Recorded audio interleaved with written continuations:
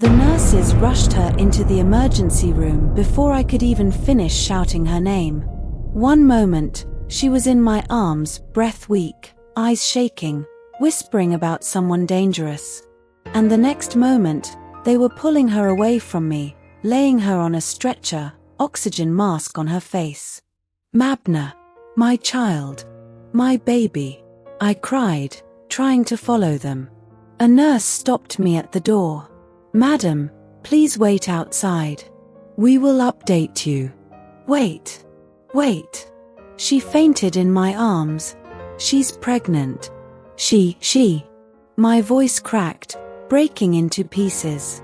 I slid down the wall, hands on my head, heart pounding like a drum that wanted to explode. Ivan sat on a bench, his hands covering his face, his shoulders shaking silently.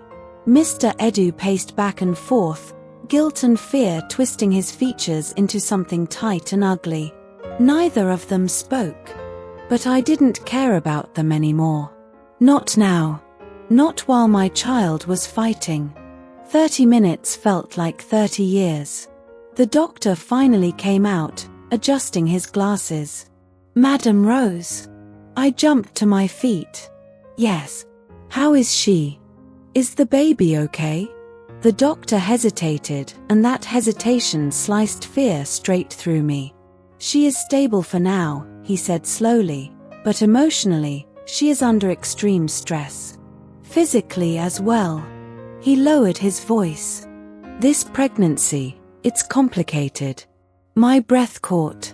What do you mean complicated?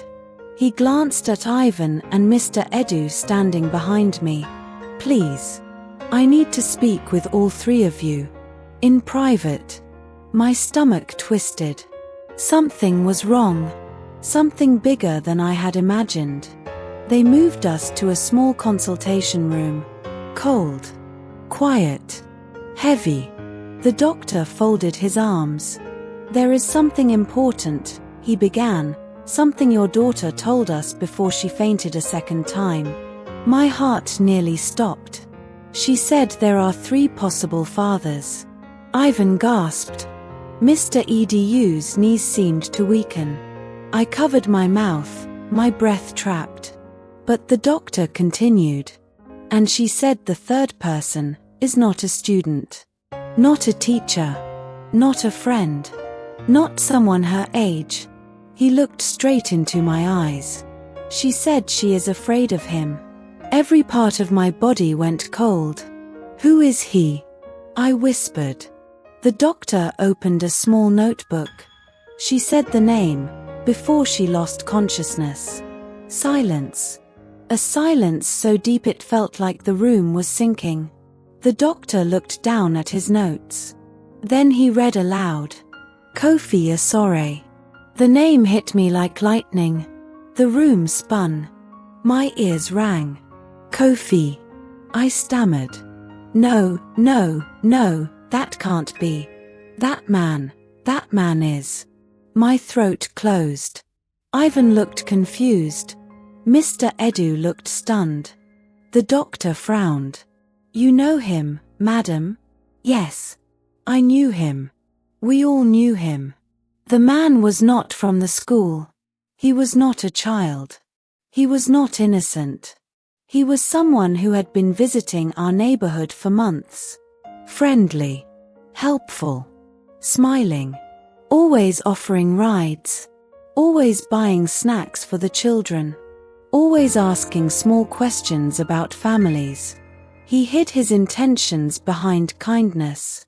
And I, foolish, trusting, blind, had thanked him many times for looking out for the community. I leaned against the wall, my legs weak. My God, I whispered. How did he get close to my daughter? Ivan suddenly stood up, anger burning in his eyes. That man was always hanging around the school gate, he shouted. I thought he was just waiting for someone. I didn't know. Mr. Edu's voice shook. So, all this time, we were fighting each other, but the real threat was. He couldn't finish his sentence. The truth crushed all three of them at once. We had all been blind, all misled, all fooled by shadows pretending to be light. But the doctor wasn't done. "There is more," he said softly. I felt my soul tremble. "What more?" I whispered. He looked at us, serious, heavy-eyed. "We need to determine if the baby is safe. And if your daughter herself is safe. Because according to her, the third man may try to reach her again." My heart stopped completely. Ivan's fists tightened. Mr. Edu stepped back, breath shaking. The doctor's final words fell like thunder. "He knows she is pregnant. And according to your daughter, he warned her not to tell anyone." The lights flickered. The air became colder. And in that moment, I realized something terrifying. This story was no longer about a teenage mistake. It was about danger, manipulation, a predator, a mother desperate to save her child, and a truth darker than anything we had imagined. And the worst part, Kofi Asore was still out there. And he knew. We knew. When the truth walked into the light ***, the hospital corridor smelled like medicine and fear. I sat on the cold bench, my hands locked together so tightly my fingers hurt. Across from me, Ivan stared at the floor, his eyes empty. Mr. Edu stood near the window, silent, his reflection staring back at him like an accusation. None of us spoke. The name Kofi Asore still hung in the air like smoke. Then footsteps approached. 2 police officers. My heart jumped into my throat. "Madam Rose?" one of them asked gently. "Yes," I whispered.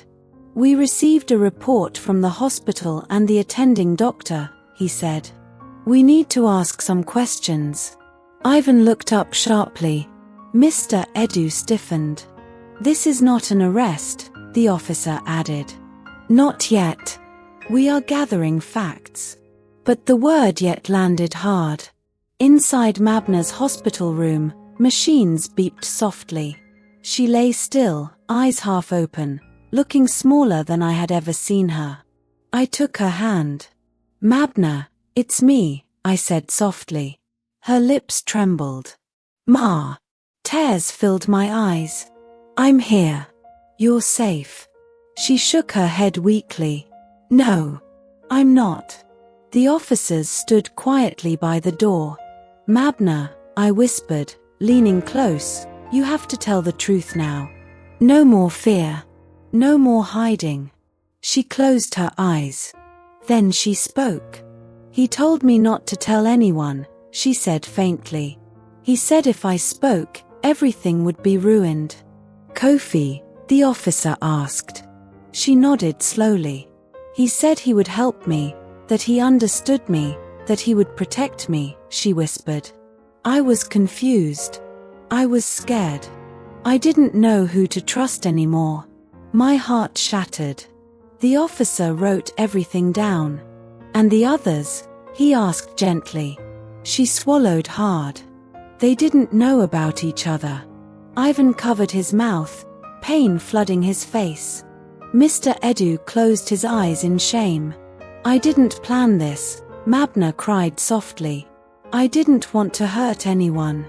I just lost myself." Her tears soaked the pillow. That evening, everything moved fast. Police cars left the hospital. Calls were made. Names were written down. And somewhere in the city, Kofi Asore was being searched for. Before midnight, my phone rang. "We have him," the officer said. My knees nearly gave out. "He tried to leave town," the officer continued. "But he didn't get far. Justice had started walking." But the storm was far from over. Later that night, as Mabna slept, a social worker sat beside me. "She will need counseling," she said gently. "Time. Support. Healing." I nodded slowly. "I failed her," I whispered. She shook her head. No. You stayed. That matters. I looked at my daughter, broken, young, breathing softly. She was not evil. She was not wicked. She was lost. And now, the world would judge her. But something else scared me more. Before Mabna fell asleep, she had whispered something into my ear, something I had not yet told anyone. Something that made my blood run cold. Ma, she had murmured, barely audible. What if the baby is not his either? I sat there in the darkness, holding her hand. Because even with Kofi arrested, the truth was still not complete. And I knew one thing. This story was not done yet. The night the secret was silenced ***. The hospital was quiet. Too quiet. The kind of quiet that makes your heart listen harder. Mabna slept under white sheets, machines humming softly beside her. Her breathing was shallow but steady. I sat next to her, holding her hand, afraid that if I let go, something terrible would happen again. Outside the room, police officers stood guard. They said it was for her safety.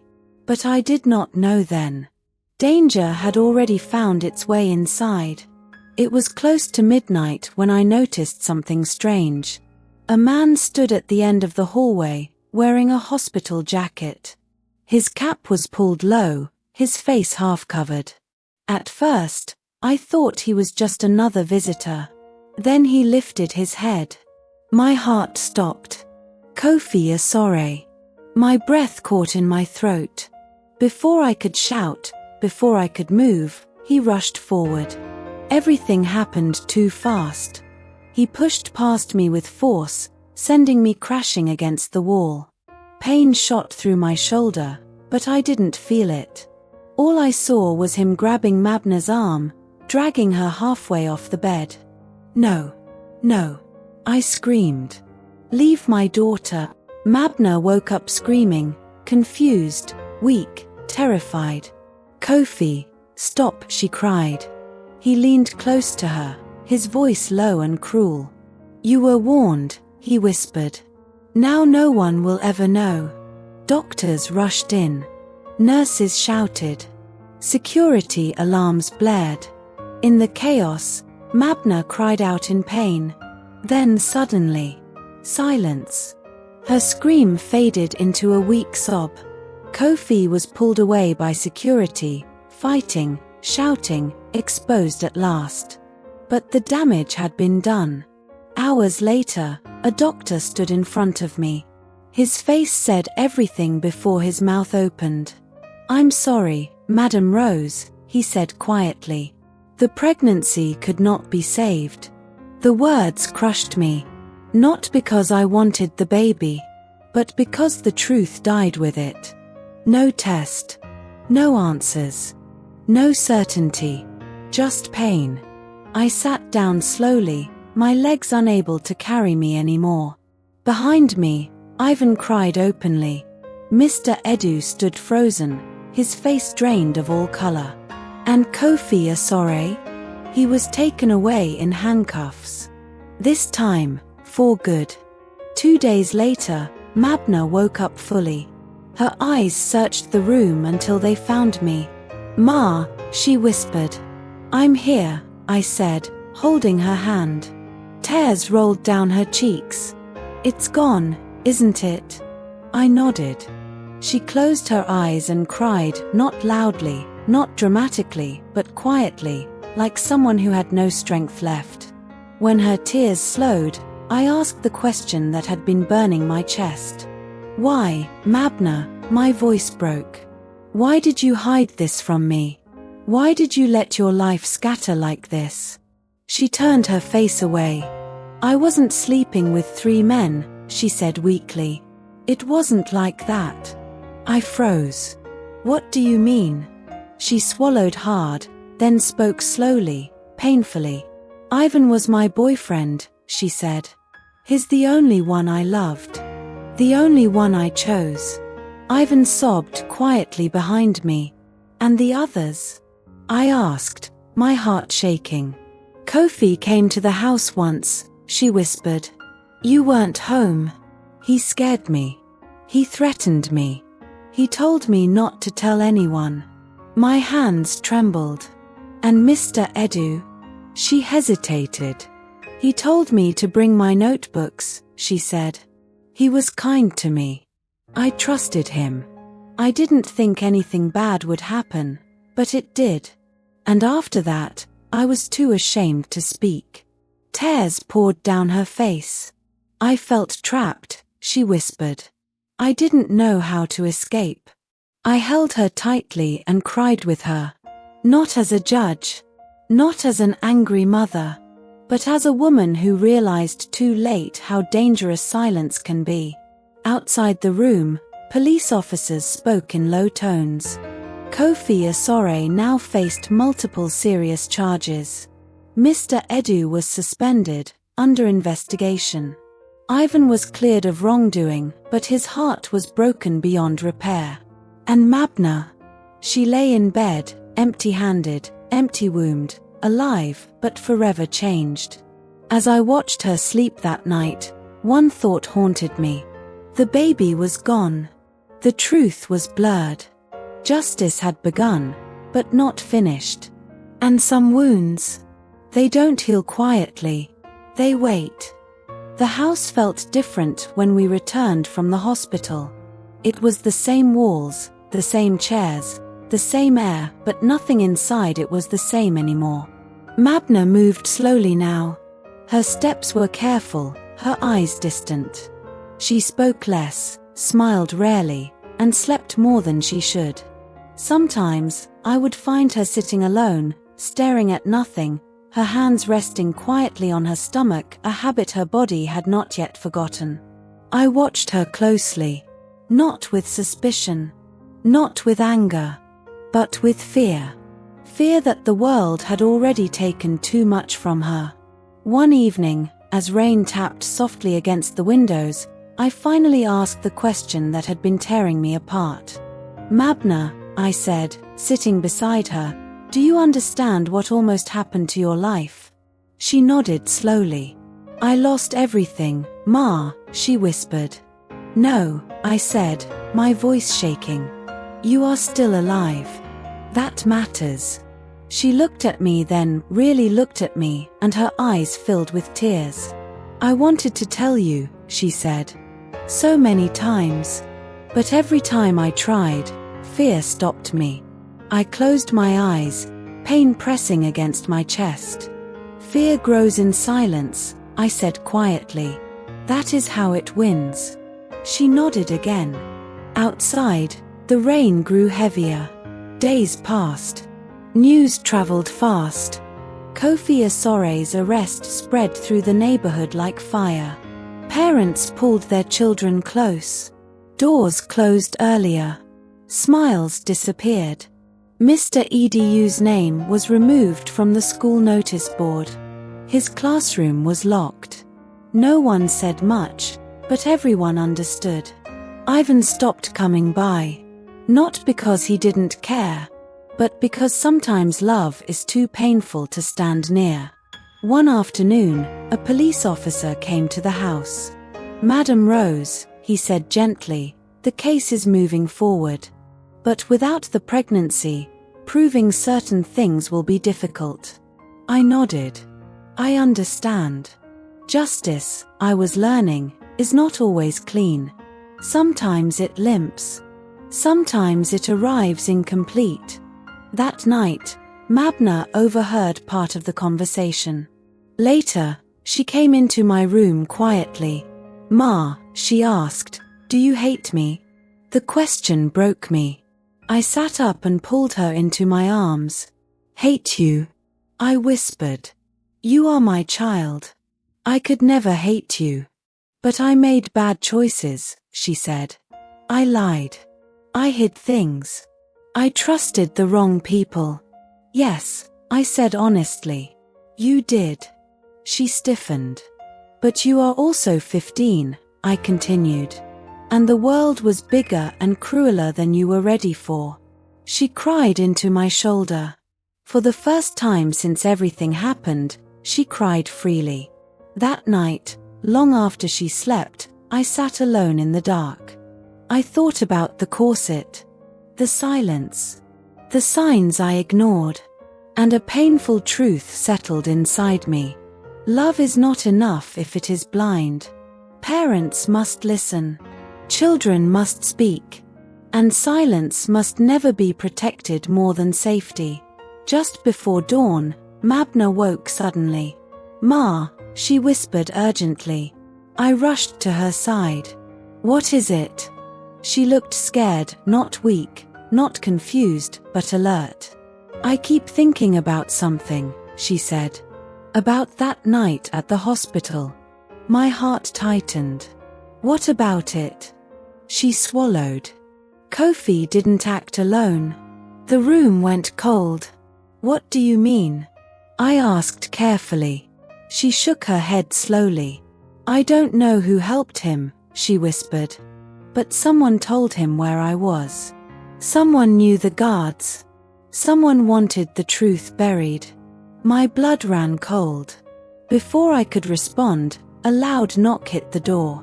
Hard, urgent, unwelcome. I froze. Mabna grabbed my hand tightly. "Ma," she whispered, fear in her voice, "what if this is not over?" I took a deep breath and stood up, my heart pounding. As I walked toward the door, one thought echoed loudly in my mind.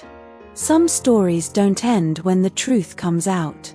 They end when the danger is truly gone. I reached for the handle, and the door slowly opened. Thank you so much for watching this story. If it touched your heart, please take a moment to like, share, and subscribe. Your support helps me keep telling stories that heal, inspire, and remind us that we're never truly alone. This is I Told Stories. Stories from the heart. Stories for the soul.